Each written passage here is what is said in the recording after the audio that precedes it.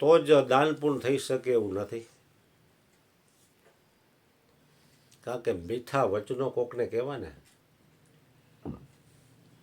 એ ખવડાવવા કરતાં પણ ઉત્તમ ચીજ છે. વાહ બાપુ વાહ. વાણી એસી બોલીએ મનવા શીતલ હોય, ખુદ ભી શીતલ હોય औरों को भी શીતલ કરે. વાહ કૃષ્ણ વાહ.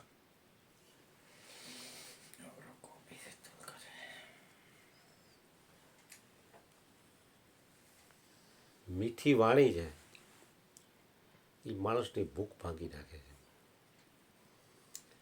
રાજા ભોજ થઈ ગયા. રાજા ભોજ વિવેકી પુરુષ, ધર્માત્મા અને પ્રજાની પારખ.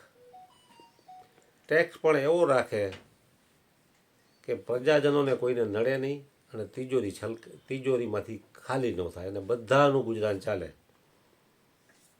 આવો નોર્મલ ટેક્સ. અને એના રાજ્યમાં પ્રજા એકદમ સુખી અને સંપન્ન અને સંતુષ્ટ. રાજા ભોજનો નિયમ કે રોજ એના દરબારમાં સત્સંગ રાખવાનો ને પ્રશ્નોત્તરી કરવાની. વાહ વાહ.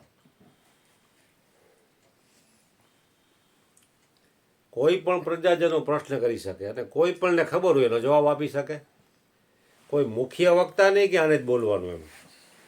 આવો એના રાજ્યમાં નિયમ. એટલે એક વખત એક વ્યક્તિએ પ્રશ્ન કર્યો કે સાચું અમૃત ક્યાં છે? વાહ.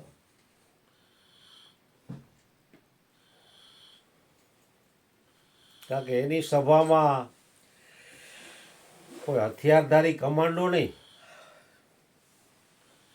કોઈ રામસાગરધારી, કોઈ મંજીરાધારી, કોઈ તબલાધારી, કોઈ જટાધારી, કોઈ ભભૂતધારી, કોઈ કમંડળધારી, આવા બધા સાધુ સંતો અહીંયા. કમાન્ડો વાળા નહીં કોઈ.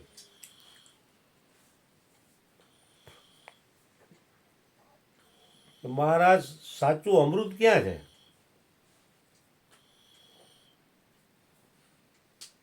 થોડી વાર વિચાર કરીને એક ગણે જવાબ આપ્યો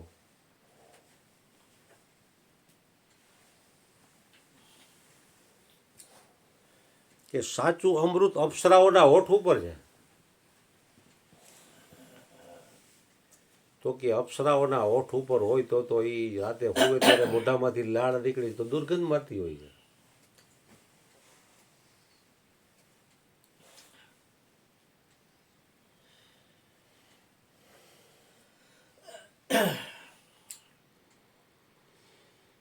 આવા બધાએ પોતપોતાની મતિગતિ અનુસાર જવાબો આપ્યા.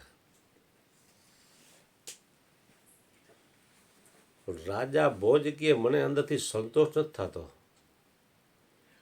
આ જવાબ સત્ય હોય એવું મારો અંતરાત્મા કબૂલ નથી કરતો.